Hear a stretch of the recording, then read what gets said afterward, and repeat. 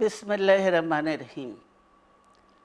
প্রিয় নেতৃবৃন্দ, সহকর্মীবৃন্দ, সকল সুবর্ণাতিথিগণ, আসসালামু আলাইকুম। প্রতি বছর মে মাসের এই দিনটি আমাদের পরিবারে আসে এক বেদনা বিধুর স্মৃতি নিয়ে। এই দিনে শুধু আমাদের পরিবার নয়, বরং সমগ্র দেশই হয়ে উঠে পড়েছিল বেদনার্ত ও অভিভাবকহীন।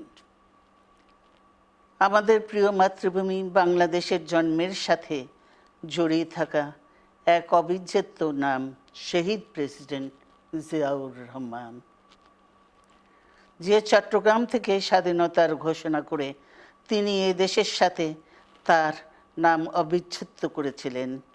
সেই চট্টগ্রামেই এক সফল, সৎ, দূরদর্শী ও প্রকৃত দেশপ্রেমিক প্রেসিডেন্ট হিসেবে নিজের জীবন উৎসর্গ করেছেন।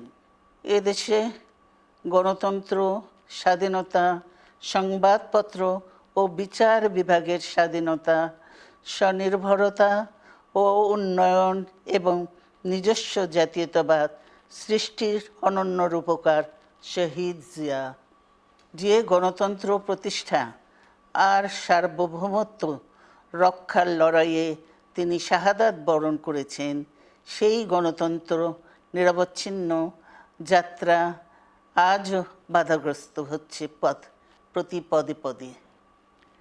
খুব শীঘ্রই আমরা বাংলাদেশকে গণতন্ত্রে পুনঃপ্রতিষ্ঠিত দেখতে পাব।